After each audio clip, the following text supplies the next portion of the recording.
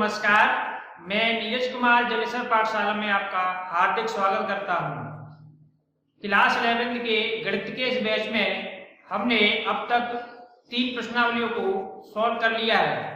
आज हम उसके आगे प्रश्नावली 1-4 के बारे में जानकारी लेते हैं। आज हम सीखेंगे, आज के इस बैच में हम सीखेंगे वेन आरेख के बारे में, यानी कि वेन आरेख हमारा क्या होता है। ये बहुत ही मजेदार और बच्चों को खेल वाला एक टॉपिक है जो आपको बहुत ही इंटरेस्टेड लगेगा। हाँ, इसके साथ साथ ही जिन छात्रों ने अभी तक हमारे चैनल को सब्सक्राइब नहीं किया है, प्लीज पहले वो चैनल को सब्सक्राइब करें और बेल आइकन को दबा लें, जिससे कि आने वाली वीडियो की नोटिफिकेशन आपको सीधे सीधे मिलते रहें। और चैनल को अधिक से अधिक शेयर करें। यदि आपकी कोई समस्या रहे तो आप उसे कमेंट बॉक्स में जाकर के लिखें या फिर हमारे टेलीग्राम चैनल को जाकर के ज्वाइन करें, जिसका लिंक हमने नीचे डिस्क्रिप्शन बॉक्स में दिया है, जहां वहां पर ही आपको सारी पिछली वीडियो के लिंक भी मिल जाएंगे। तो जो छात्र इस वीडियो को सीधे देख रहे हैं, इससे पहले वो पिछले भाव को देखें, क्योंकि समुच्चय के बारे में आपको सीधे सीधे बातें एक बार में समझ में नहीं आएंगी। क्योंकि यहाँ पर हर चीज आपको सिस्टमेटिक तरीके से दी जाती है और आप हर चीज को सिस्टमेटिक तरीके से सीखेंगे तो आप बाकी में लगेगा गणित एक आपका कहता है एक खेल वाली चीज है, बहुत ही आसान और सरल चीज होती है। क्यों मैं इसको सरल इसलिए मानता हूँ, उम्मीद है आप भी इसको सरल मानेंगे, क्योंकि यहाँ पर में कोई चीज रटनी नहीं होती है, सिर्फ चीजों को समझना होता है। यानी कि हम अपने दैनिक जीवन में जिस प्रकार से अन्य क्रियाकलापों को करते हैं, तो हम उसको क्या करते हैं, हर एक काम को सिस्टमेटिक तरीके से करते हैं, यानी कि एक के बाद एक करते हैं। ठीक उसी प्रकार से गणित को आपने सिस्टमेटिक तरीके से, यानी एक के बाद एक चीजों को सोचा समझा और उनका अध्ययन किया, तो चीज आपको बहुत आसान लगेगी। चलिए तो स्टार्ट करते हैं आज की इसी नई उम्मीद नई ऊर्जा के साथ। उम्मीद है आप युवा हैं। युवा का मतलब क्या होता है, आप युवा हैं। युवा को आप उल्टा पढ़ के देखिए, यानी कि युवा का मतलब होता है आपका वायु। आपकी ऊर्जा एकदम वायु की तरह है, आप वायु की तरह ऊर्जावान हैं और आपकी इस उम्र में ये वायुवान ऊर्जा जो है आपको बहुत आगे ले जाएगी। चलो वेन डायग्राम यानी कि वेन आरेख की चर्चा हम शुरू करते हैं। आज हम सीखते हैं कि वेन डायग्राम हमारा क्या होगा। वास्तव में समुच्चय के बारे में जॉन वेन ने हमें बताया था कि हम समुच्चय को वेन डायग्राम से किस प्रकार से बना सकते हैं। वेन डायग्राम में ये बहुत ही मजेदार चीज है, मैं आपको समझा दूं। वेन डायग्राम में हम चीजों को किस तरह से रिप्रेजेंट करते हैं, तो ऐसे मान लीजिए जैसे अभी तक हमने पीछे समुच्चय तथा उप समुच्चय के बारे में पढ़ा। क्या पढ़ा हमने, समुच्चय तथा उप समुच्चय। अब वेन डायग्राम में क्या होगा, समुच्चय के बारे में आपने पढ़ा, तो समुच्चय कुछ दिए हुए, वो समुच्चय क्या बनेंगे, किसी एक ऐसे समुच्चय के क्या बनेंगे, उप समुच्चय बनेंगे, जिसको हम कहते हैं यूनिवर्सल सेट। क्या कहते हैं इसे हम, यूनिवर्सल सेट, यानी कि सर्वनिष्ठ समुच्चय। अर्थात जैसे मैं आपको एक उदाहरण की बात में समझाऊं, जैसे आपका एक विद्यालय है, आपके विद्यालय में क्या होता है, यानी कि आपके विद्यालय में जैसे मान लो आप किसी इंटर कॉलेज पढ़ रहे हैं, तो आपका 6 से लेकर के कहां तक की क्लास होती है, आपकी 12th तक की क्लास होती है, यानी कि 6 7th 8th 9th 10th 11th और 12th। और कौन सी, 7th 8th 9th 10th 11th और 12th। तो विद्यालय क्या है, विद्यालय में आपको मान लो एक समुच्चय है। क्या है हमारा, एक समुच्चय है। तो ये सारे क्लासेस के क्या कहलाएंगे, ये सारे क्लासेस के क्या कहलाएंगे, हमारे विद्यालय के उप समुच्चय कहलाएंगे। अब इनको हम वेन डायग्राम के द्वारा किस तरह से रिप्रेजेंट कर सकते हैं, किस तरह से हम इसको दिखा सकते हैं, तो इसके लिए वहां पर दिखाई दे रहा आपको, चाहिए देखते हैं। तो जैसे मान लो ये हमारा यूनिवर्सल सेट है, जिसे मैंने आपके विद्यालय का नाम से रिप्रेजेंट किया। इसमें आपको बात रखनी हमेशा, हम यूनिवर्सल सेट को हम क्या करते हैं, यूनिवर्सल सेट को हमेशा एक आयत चित्र के द्वारा ही बनाते हैं। किसके द्वारा बनाते हैं, आयत। तो जब मान लिया ये यूनिवर्सल सेट जो है क्या आपका ये विद्यालय, क्या है आपका ये विद्यालय। समझने के पर्पज से आप देख लीजिए, हालांकि इसको लिखना मुझे आवश्यक नहीं है, लेकिन ये चीज आपके लिए ऐसी होगी जिससे कि आप इस टॉपिक को अच्छी तरह से समझ पाएंगे। अब विद्यालय में जितने भी इसके उप समुच्चय बनेंगे वो क्या होंगे आपके, एक वृत्त के चित्रों द्वारा आपका यहाँ पर दर्शाया जाए। अब ये क्या करेंगे, तो आपको अब मान लीजिए आपके क्लास 6 का ग्रुप है या समुच्चय है, ये क्लास 7 का समुच्चय है, ये क्लास 8 का समुच्चय है, ये क्लास 9 का समुच्चय है, ये क्लास 10 का समुच्चय है और ये क्लास आपका 11 और जो भी आप क्लास रह गए। तो ये सारी बातें हमने किसके द्वारा रिप्रेजेंट की, एक वेन डायग्राम के द्वारा। अब इस वेन डायग्राम में मैंने आपको जो बात बताई आप उसे पेन डाउन कर लीजिए। चलो मैं इसको हटाता हूं। यहां देखिए एक समझने वाली बात थी,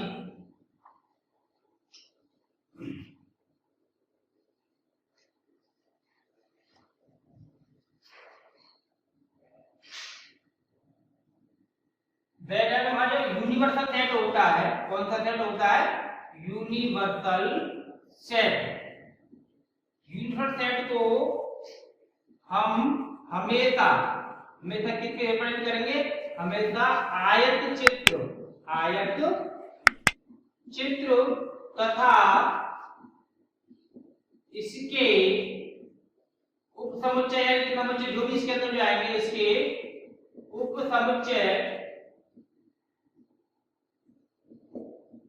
समुच्चय को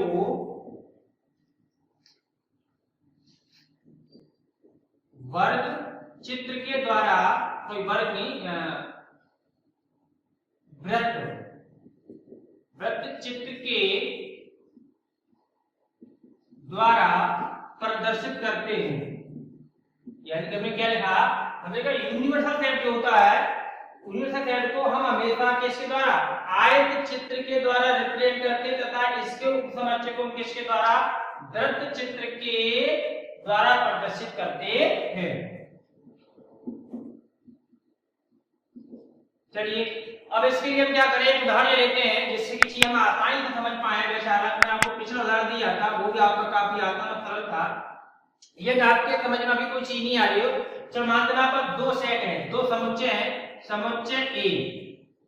समुच्चय ए मैंने लिया, ये दाग कर दिया है 0 1 2 3 4 एंड 5।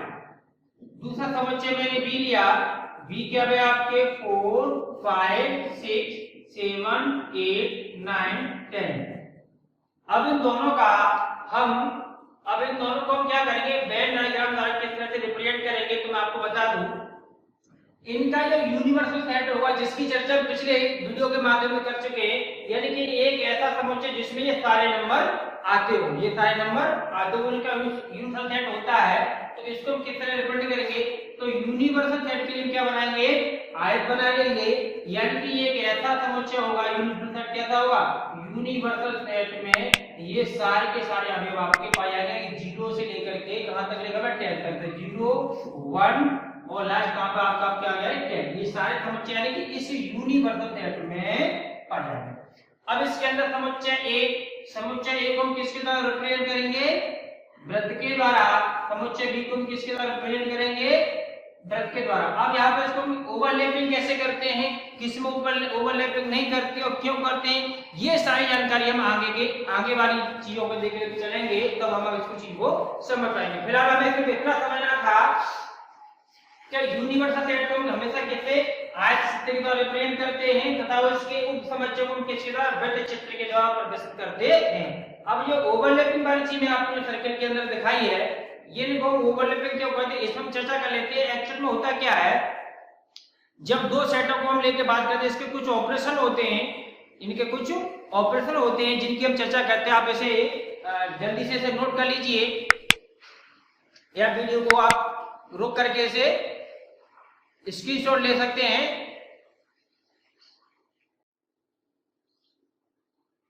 चलिए आगे देखते हैं अपना। तो समुच्चयों पर संख्या की हमने चर्चा की थी, समुच्चयों पर संख्या क्या क्या होती है, तो समुच्चय पर यहाँ पर जो चर्चा करेंगे 3 ऑपरेशन को लेके बात करेंगे। संख्या मतलब ऑपरेशन होते हैं कि समुच्चय किन्हीं दो समुच्चय के बीच में कौन कौन से ऑपरेशन को लगा सकते हैं, और हम यहाँ पे क्या सीखने चल रहे हैं।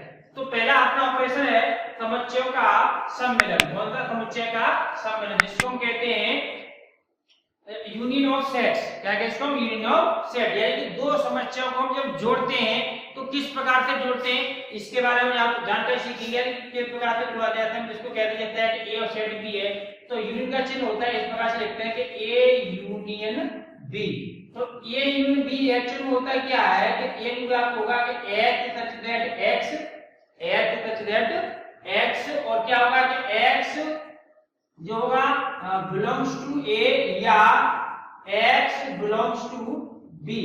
इसका अर्थ ये है कि a यूनियन b यानी कि समुच्चय जब सम्मिलन करते हैं दो हमारे सेट a और b, जैसे पीछे लिए हमने भी, तो उनका जब सम्मिलन करते हैं या यूनियन करते हैं, इस चिन्ह को हम यूनियन यू मतलब यू टाइप का जो बना वो आपका इस तरह कहते हैं, वास्तव में यू नहीं है लेकिन यू के टाइप का ही इस तरह से आपका चिन्ह है। वैसे आप यू किस तरह से बनाते हो ये भी कुछ बनने में ऐसा ही है, तो आप इसको यू ना समझे, ये क्या आपका यूनियन का एक चिन्ह है। क्या है?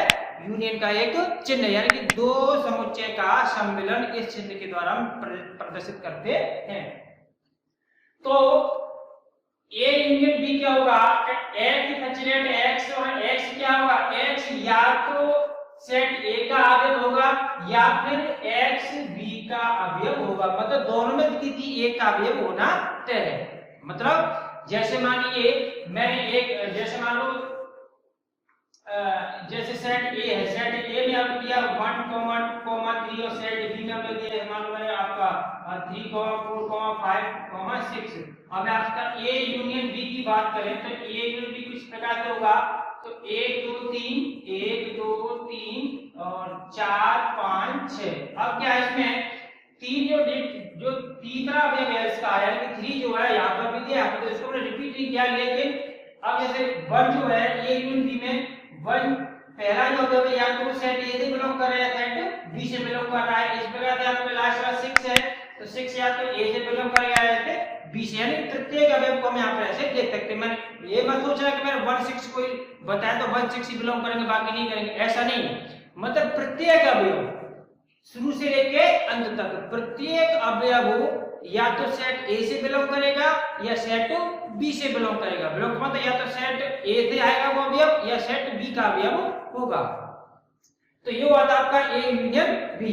अब इसी के साथ दूसरा ऑपरेशन हमारा दिया है जिसका नाम अपना समुच्चयों का सर्वनिष्ठ। क्या है समुच्चयों का सर्वनिष्ठ? मतलब होता है आपका intersection of sets, intersection of set. तो इंटरसेक्शन का मतलब होता है जैसे आप पीछे कॉमन लेते हैं तो इसका जस्ट ऑपोजिट का सिंबल होता है, जैसे दो सेट हमारे ए और बी हैं तो A intersection B, A intersection B किस प्रकार का एक नया समुच्चय बनता है, ये एक नया समुच्चय हमारा बनता है कि x such that x क्या होगा कि x belongs to a और x belongs to b। अब यहाँ पर थोड़ा कंफ्यूजन आपको हो सकता है, तो चीज को ध्यान से समझिएगा। यहाँ पर लिखने में आपको देख रहा हूँ सेम टू सेम चीज होगी लेकिन अंतर है। यहाँ पर मैंने क्या लगाया या, यहाँ पर क्या लगा और, बस इसी में आपका पूरा खेल जो है चेंज हो गया। यहाँ पर तो मैं कह रहा था कि एक मतलब ये नया जो सेट बनेगा, ये यूनियन बी का जो नया समुच्चय बनेगा उसका प्रत्येक अवयव कैसा होगा, या तो वो सेट ए का अवयव होगा या सेट बी का अवयव होगा। इसमें क्या है कि ए इंटरसेक्शन बी में क्या है कि दो सेट जो मैं तो उनमें से वह अवयव ढूंढते हैं जो दोनों में एक जैसा हो, कॉमन हो, कैसा हो, एक जैसा हो। तो आप उदाहरण के तौर पे आप समझ लीजिए, जैसे मैंने कहा सेट ए के अवयव हमारे पास है 1, 2, 3, 4। अब सेट बी के अवयव मालूम है इस प्रकार से, जैसे सेट बी के अवयव हमारे पास है जैसे 2, 3, 5, 8। अब इसका जब इंटरसेक्शन करेंगे तो ए इंटरसेक्शन बी, इंटरसेक्शन मतलब अपना सर्वनिष्ठ, ठीक है। ये उल्टा यू की तरह जो बना रहा है वो क्या इंटरसेक्शन का चिन्ह, इसका मतलब होता है दो ऐसे सेट होंगे जो आपको दिए रखे होंगे क्वेश्चन में, उनमें से दोनों सेट में से हम उन दोनों में से वो अवयव को छांटेंगे जो दोनों में पाया जाता हो। अब यहाँ पर आप देख रहे हैं देखो पहला, दूसरा, तीसरा, चौथा, चार अवयव इसमें दिए हैं और सेट बी में आपको भी 4 अवयव दिए। तो अब इन चारों, इसके 4 अवयव, इसके 4 ध्यान से देखने को देख रहे होंगे कुछ अवयव क्या है दोनों में सेम टू सेम मैच कर रहे हैं, यानी कि देखो 2 इसमें है, इसमें है, 3 इसमें, इसमें है, 4 इसमें, इसमें नहीं। इसका मतलब आपका दो अवयव रहते हैं 2 और 3, 2 एंड 3 दो अवयव रहते हैं इन दोनों समुच्चय से बिलोंग करते हैं। तो इसीलिए हमने यहाँ पे लिखा है x बिलोंग्स टू a और x बिलोंग टू b, यानी कि x a का भी अवयव होगा और x b का भी अवयव होगा। वहां पे क्या शर्त थी? उसमें शर्त ये थी या तो x a का अवयव है, यदि a का नहीं है, यदि a का अवयव नहीं है तो 100% क्या वो सेट b का अवयव होना चाहिए। यहाँ पर ऐसा नहीं होगा, यहाँ पर क्या होगा, जो भी इंटरसेक्शन का जो अवयव निकल के आएगा वो क्या होगा, वो दोनों ही सेट का अवयव होता है, वो दोनों ही सेट का अवयव होता है। तो ये थी आपकी ए इंटरसेक्शन बी की जानकारी। इसके बाद हमारा दिया है कि ए समुच्चय ए का अंतर, समुच्चयों का अंतर, यानी कि इसको रिप्रेजेंट करेंगे कि ए डिफरेंस बी, ये डिफरेंस भी है, डिफरेंस ऑफ सेट, जिसको हम इंग्लिश में क्या कहेंगे, डिफरेंस ऑफ सेट, या तो होता है यूनियन ऑफ सेट जो होता है आपका, इंटरसेक्शन ऑफ सेट जो होता है आपका डिफरेंस ऑफ सेट। ठीक है, यानी जैसे कि नाम से भी थोड़ा तो समुच्चय का अंतर, ए माइनस बी का मतलब वो ए माइनस बी नहीं है, जैसे आप 4 माइनस, जैसे आपने कहा कि 5 माइनस 3 इक्वल टू 2, ऐसे नहीं है। इसमें क्या होगा, इसमें हमारे दोनों अवयव कुछ इस प्रकार से होंगे, A intersection B, A intersection B में किस प्रकार का सेट होता है, ये कुछ प्रकार का होता है कि x सच दैट x क्या है। यहाँ पर आपको दो बातें ध्यान से समझनी होगी। यदि मैंने लिखा कि a इंटरसेक्शन b, यदि लिखा मैंने b इंटरसेक्शन b, इसका मान, इसकी जो वैल्यू होगी वो अलग होगी, इसकी वैल्यू वो अलग होगी, दोनों में अंतर होता है। यानी कि हम कह सकते हैं, यदि हम इसमें आपको देखकर कह सकते हैं कि a minus b is not equal to b minus a, कुछ आपको इस प्रकार से इसका रिलेशन होता है। तो यानी कि दो ऐसे सेट, यानी दो सेट में ए और बी, ये दो ऐसे सेट हैं जिसमें ए इंटरसेक्शन बी का मतलब है कि यहाँ पर जो अवयव आएगा, इससे जो नया समूह बनेगा, समुच्चय बनेगा आपका, उसमें प्रत्येक को क्या होगा, जो सेट ए में तो मिलेगा लेकिन बी में नहीं पाया, अर्थात हम कह सकते हैं कि x बिलोंग्स टू केवल किससे होगा, ए से तो बिलोंग करेगा लेकिन किससे बिलोंग नहीं करेगा, x आपका जो अवयव है किससे बिलोंग नहीं करता, वो बिलोंग नहीं करेगा किससे, b से। यहाँ का अब आप तीनों बातों को तुलनात्मक तरीके से पढ़े, देखे, समझे तो समझ गए होंगे। यहाँ पर तो a यूनिट b का जो नया समुच्चय बनता है उसका प्रत्येक अवयव क्या होगा, या तो a का अवयव होगा या फिर b का अवयव होगा, दोनों में किसी न किसी का अवयव वो पाया जाएगा। लेकिन a इंटरसेक्शन b में क्या था, a इंटरसेक्शन b में ये था कि इस समुच्चय का जो अवयव है वो a तथा b दोनों का ही क्या होगा, अवयव कहलाएगा। इसमें क्या है कि इससे बना, यानी कि a डिफरेंस b का जो नया समुच्चय बनेगा, तो a डिफरेंस b का मतलब मैंने आपको बताया था कि इनसे बनने वाला जो नया समुच्चय है वो किस प्रकार का, उसका प्रत्येक अवयव सेट a में तो मिलेगा, यानी कि सेट a का अवयव तो होगा, लेकिन वो सेट ऐसा नहीं है, उसमें एक भी अवयव ऐसा नहीं लिख सकते जो सेट बी में पाया जाता हो, यानी कि केवल वो सेट ए में पाया जाता हो। ये हाँ, जैसे हमने लिया, जैसे सेट ए का, जैसे सेट ए के अवयव लगभग 2, 4, 6, 8, चलो इतने ले लेते हैं। सेट बी के मैंने अवयव को लिखा, जैसे मैंने लिखा आपका 6, 8, 9, 10। अब मैं इसका a डिफरेंस b करूं तो a डिफरेंस b क्या होगा, तो a डिफरेंस b का मतलब होगा हम सेट a में तो उन अवयवों को सेलेक्ट करेंगे जो सेट b में ना हो। क्या बताया हमने, सेट a में हम उन अवयवों को याद लेंगे, सेलेक्ट करेंगे जो सेट b में ना पाए जाते हो। चलिए देखो, पहला अवयव 2 जो है सेट b में कहीं नहीं दिया गया, तो इसका मतलब 2 हमने लिया, 4 भी कहीं नहीं दिया गया, इसके बाद देखो 6 इसके पास है, 8 इसके पास है। अब यहाँ पर जो गलती करते बच्चे क्या करते हैं, कभी क्या होता है 9, 10 को इसमें शामिल कर लेते हैं, 9, 10 को शामिल करने से क्या होगा, वो a intersection a difference b नहीं बनेगा, गलत हो जाएगा। तो आप ध्यान रखेंगे, हमें इसमें सिर्फ क्या करना है, a सेट के वो सारे अवयव को यहाँ पर लेना है जो सेट b में ना हो, बस इतनी सी बात आपको ध्यान रखनी है। सेट a के उन सारे अवयवों को हमें यहाँ पर कलेक्ट करना है, यानी कि नया समुच्चय बनाना है जो सेट, वे अवयव सेट b में किसी भी कीमत पर नहीं पाए जाने चाहिए। यदि इसका उल्टा होता है, यदि मैं आपसे कहता है b डिफरेंस a की वैल्यू क्या होगी, तो b डिफरेंस a में आप देखिए b के उन अवयवों को हम यहाँ पर नोट करेंगे, पेन डाउन करेंगे जो सेट a में ना पाए जाते हो। तो देखिए आपका 6 इधर दिया नहीं लेंगे, 8 इधर दिया नहीं लेंगे, क्या दिया हमारे पास न दिया 9 और 10। अब आप यहाँ पर देख के समझ होंगे कि ए डिफरेंस बी और बी डिफरेंस ए दोनों चीज क्या होती है अलग अलग होती हैं, यानी कि ए डिफरेंस बी में हम जब सेलेक्ट करते हैं तो हम ये देखते हैं कि ए के कौन से अवयव ऐसे हैं जो सेट बी में नहीं है, और बी डिफरेंस ए हम जब सेलेक्ट करते हैं तो हम देखते हैं कि बी के वे कौन से अवयव ऐसे हैं जो सेट ए में नहीं दिए गए। तो ये थे आपके तीन ऑपरेशन, समुच्चय का सम्मिलन, समुच्चय का सर्वश्रेष्ठ, समुच्चय का अंतर। आप इसे पेन डाउन करिएगा। इसके आगे के हम जानते डिटेल से लेते हैं और कुछ उदाहरणों के माध्यम से समझेंगे।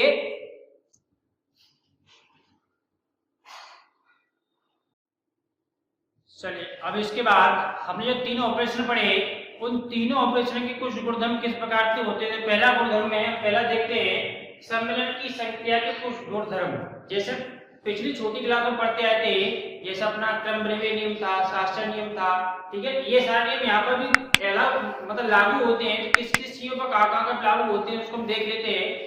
तो पहला गुणधर्म है हमारा ए यूनियन बी को लेकर के, ए यूनियन बी बराबर होता है बी यूनियन ए। इसी को आप क्या कहते हैं क्रमबद्ध नियम। जैसे कि आपने पहले पढ़ा था, जैसे हम कहते हैं कि 2 + 3 बराबर 3 + 2, तो इधर उत्तर कितना है आपका 5, इधर भी कितना है 5, यानी कि दोनों तरफ से इसमें कोई प्रभाव नहीं पड़ता था। हमारा यही क्या कहलाता है क्रमबद्ध नियम, यानी कि इसमें पदों की क्या होता है क्रम चेंज हो जाता था, ऑर्डर चेंज होता था, आगे वाली संख्या पीछे, पीछे वाली आगे। सेम इसी प्रकार से हमारा यहाँ पर क्या होगा कि जब हम ए यूनियन बी निकालते हैं, ए यूनियन बी निकालते हैं, चलिए इसको हम क्रम से एक करके समझ लेते हैं। तो पहला रूल हमारा है, पहला गुणधर्म है कि ए यूनियन बी बराबर बी यूनियन ए। अब देखते हैं किस प्रकार से सत्य है, ये किस प्रकार से कार्य करता है। चलिए इसके लिए हम क्या किए, जब माना एक सेट ए है, ए में हमारे अवयव है जैसे मान लो 2 4 6 8, दूसरा सेट मान लो हमारे पास बी है, बी के अवयव जैसे हमारे पास दिए हैं 1 3 5 1 3 5 7, ये तरह से मिल गया। अब इसका हम ए यूनियन बी करेंगे तो ए यूनियन बी बराबर क्या होगा, तो हमने पहले देखा था यूनियन में क्या करते हैं ए यूनियन बी, ये जो नया समुच्चय बनेगा उसमें उन सभी अवयवों को शामिल करेंगे, चाहे वो ए के अवयव हो चाहे बी के अवयव हो। अर्थात तो पहला इसका अवयव देखेंगे तो देखो 1, फिर आप देख रहे हैं तो कौन सा 2, 3, 4, 5, 6, 7, 8। अब ए यूनियन बी में आप देखिए ए के सभी अवयव है कि नहीं है और बी के सभी अवयव है कि नहीं, चेक कर लेते। देखो 2 4 6 8, 2 4 6 8, ए के सारे अवयव इसमें हैं। इसके बाद बी के 1 3 5 7, तो देखिए आप 1 3 5 एंड 7, इसमें सारे अवयव हमारे ए के भी है और बी के भी। इसी को क्या कहते हैं ए यूनियन बी कहते हैं। अच्छा इसका यदि इसको हम यदि 1 2 को बढ़ा के इसको और इसमें शामिल करना चाहे, इसका हम वो ग्राफ जो बनाते हैं हम इसके किस प्रकार बनाते हैं, डायग्राम कैसे बनाते हैं, जैसे 2 4 6 इसका लिया इसको मैंने 9 और 10, इसको मैंने बढ़ा लिया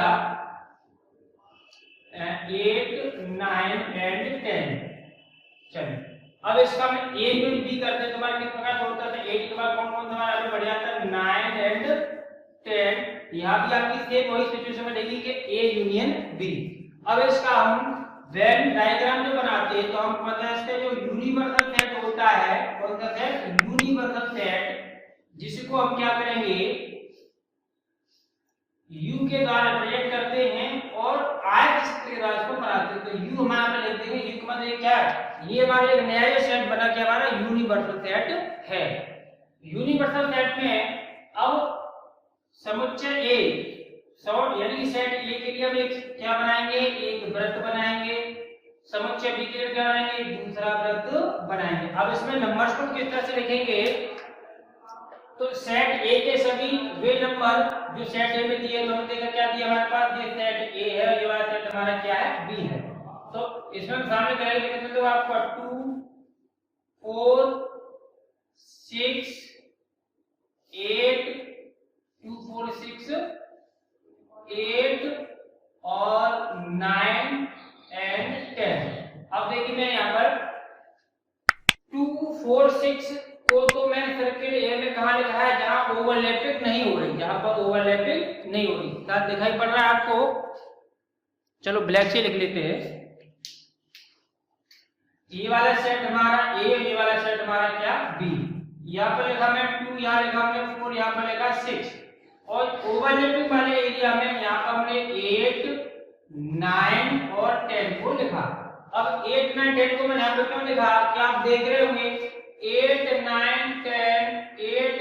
10 दोनों समुच्चयों के अवयव हैं, तो इनको हम ऐसे लिखेंगे कि दोनों मतलब इधर भी कवर हो जाए और इधर भी कवर हो जाए। अब इसके बाद सेट बी में आपका दिया 1 3 5 7 और 8 9 10। इसको हम दो बार नहीं लिखेंगे, यानी कि 8 9 10 क्या कर रहा है कि 8 9 10 ये तीनों अवयव है वो सेट ए के भी अवयव हैं और सेट बी के भी अवयव हैं। तो इसी को हम क्या कहते हैं, यही हमारा कौन सा डायग्राम है, ये हमारा है ए यूनियन बी। चलिए अब इसका मैं रिवर्स चेक करना था, B union A, B union A, B यही समुच्चय देगा। यदि हमें यही समुच्चय देता है इसका मतलब हमारा जो पहला गुणधर्म था ए यूनियन बी बराबर बी यूनियन क्या क्या एकदम सत्य होगा। और बी यूनियन करेंगे ए करेंगे तो हमें फिर भी वही सारे लेके आने पड़ेंगे जो ए में भी उपस्थित हो और बी में भी उपस्थित हो। आपको क्या आएगा 1 2 और आप लास्ट में क्या लिखेंगे 10, यानी कि 1 से लेकर के 10 तक सारे नंबर्स आपके जो इसमें दे रखे थे 1 2 3 4 5 6 7 8 9 और 10। तो 1 से लेकर 1 2 3 और 9 8 9 10 तक ये सारे और इसमें आ गए। तो हम देख पा रहे हैं कि ए यूनियन बी या बी यूनियन ए दोनों एक ही बात है। इसका वेन डायग्राम भी आपका यही सेम बनेगा।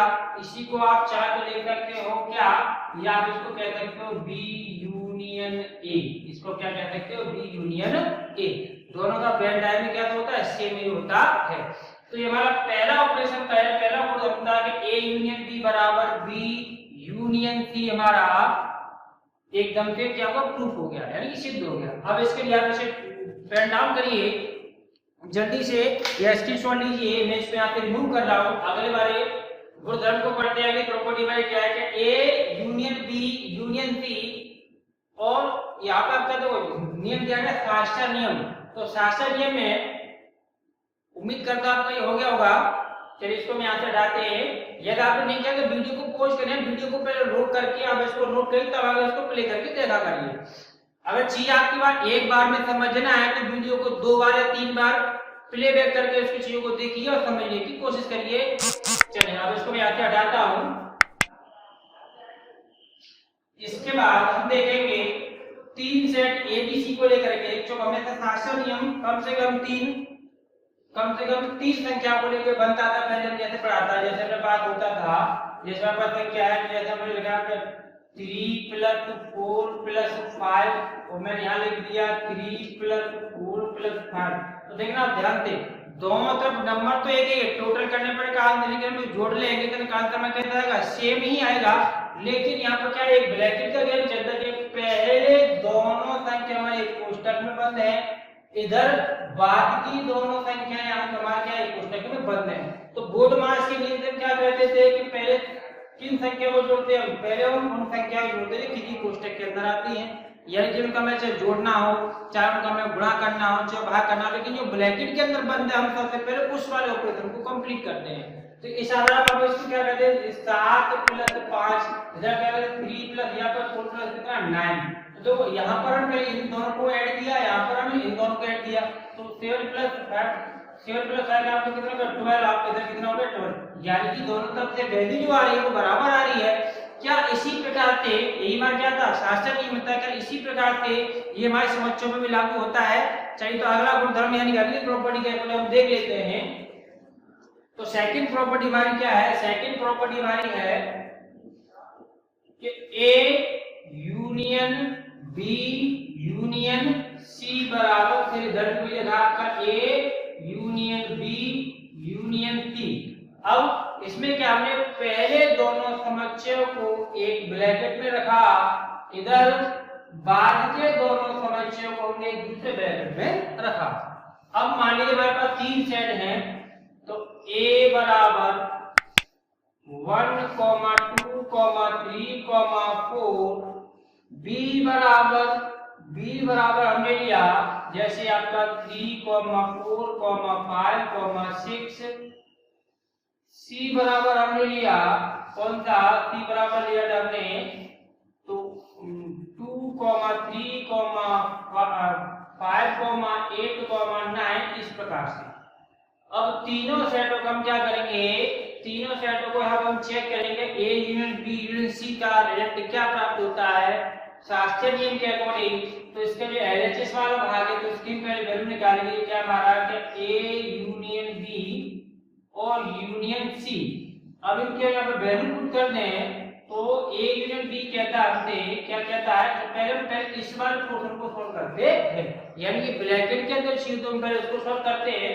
तो हम सबसे पहले किसके वैल्यू निकालेंगे, हम निकालेंगे A यूनियन B बराबर हमारा क्या निकलेगा, तो A और B में जो अवयवों को हम क्या कर लेंगे, शामिल कर लेंगे। तो 1, 2, 3, 4, 5, 6 देखिए 1, 2, 3, 4, 5, 6 3, 4 को यहाँ पे देखो, यहाँ पे 3, 4 था, यहाँ पे 3, 4 था। हमने क्या किया, इसको 2 बार में लिख करके एक ही बार लिखा, और ये अपना रूल होता है 2 बार में लिखकर किसी को हम एक बार मेंशन करते हैं। तो यहाँ पर A यूनियन B हो गया। अब हमें करना है क्या, इसके अकॉर्डिंग हमें करना है कि A यूनियन B और यूनियन C के लिए आप इसको सोल्व करेंगे।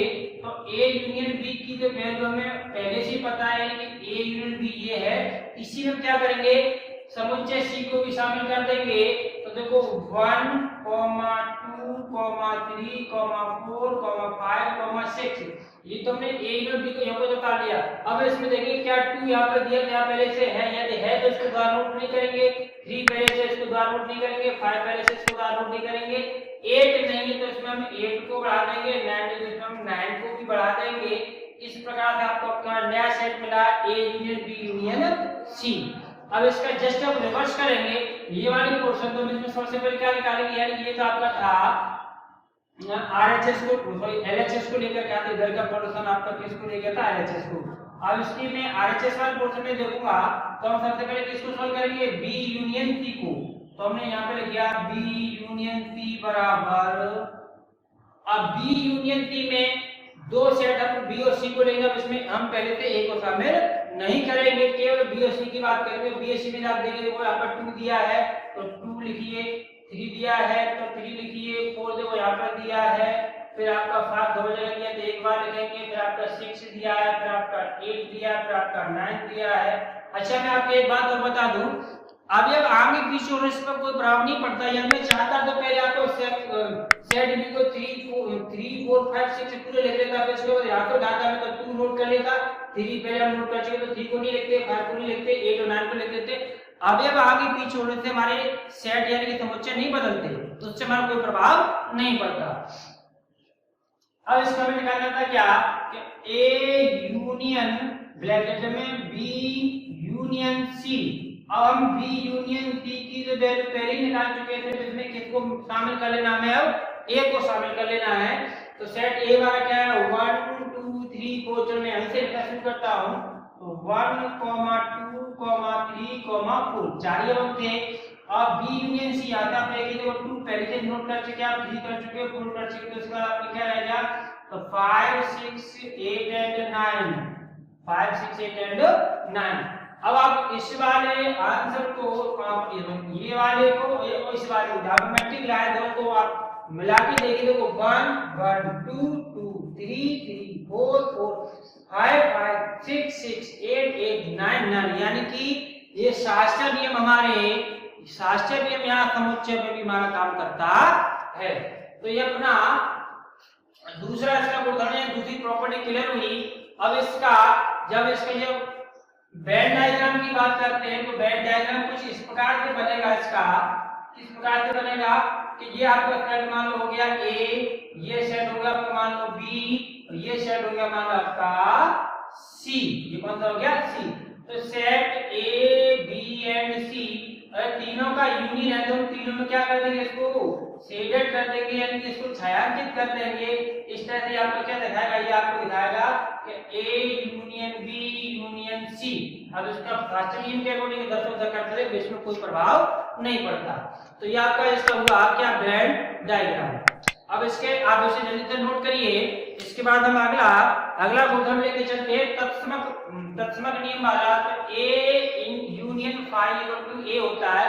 ये किस प्रकार से होता है, वैसे हालांकि काफी सरल चीज है, चाहे आप इसका जल्दी से स्क्रीनशॉट लीजिए। मैं इसको यहाँ से रिमूव कर रहा हूँ। चलिए इसका तीसरी प्रॉपर्टी हम देखते हैं।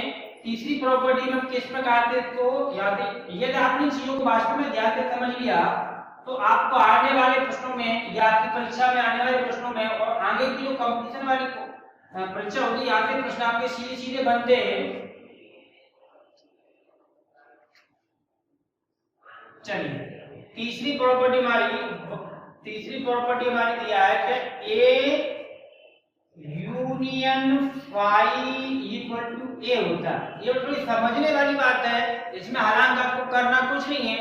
जैसे मान लो सेट ए और सेट बी में कोई भी अवयव नहीं है, इसका मतलब फाई यानी कि नल सेट है, एम्प्टी सेट है।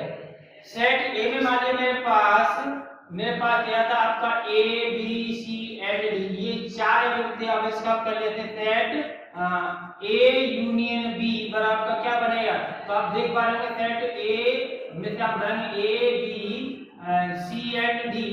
तो आपको मिला क्या, ये सेट आपका क्या डायरेक्शन ऑलरेडी है, यानी कि सेट ये क्या कहता था, एम्प्टी सेट था। तो ए यूनियन फाई आपका ये रूल इस प्रकार से काम करता है।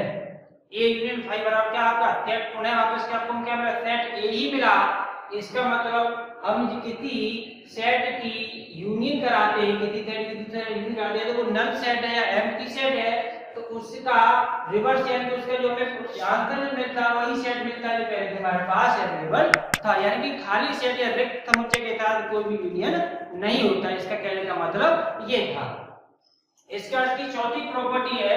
चौथी प्रॉपर्टी में उन्होंने समझाने की कोशिश की है कि ए यूनियन ए, यानी कि आप सेट ए का सेट ए के साथ यूनियन करेंगे तो क्या मिलेगा, ए ही मिलेगा।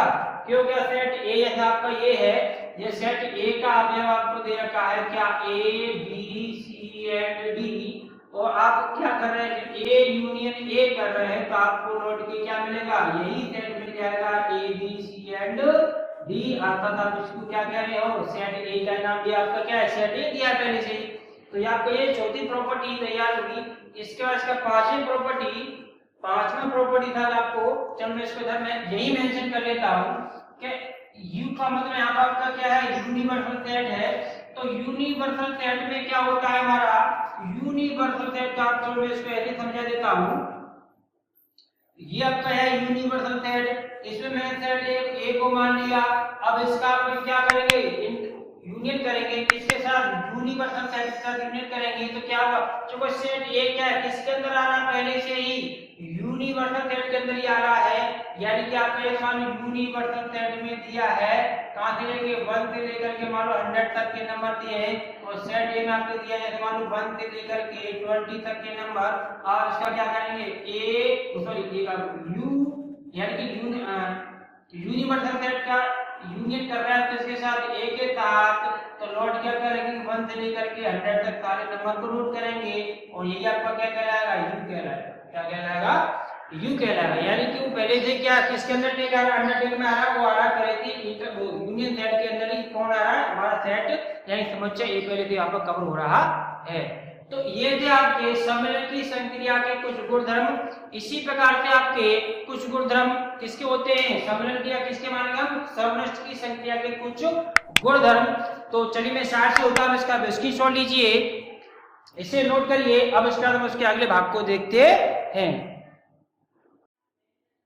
इसके बाद अपने सर्वनिष्ठ संक्रिया के कुछ गुणधर्म, जिस प्रकार से दो समुच्चय के यूनियन को लेकर के गुणधर्म में प्रॉपर्टी होती है, उस प्रकार से उनके इंटरसेक्शन की कॉमन लेने वाली प्रॉपर्टी के अकॉर्डिंग भी क्या होगा, हमारे कुछ गुणधर्म या प्रॉपर्टी बनेगी।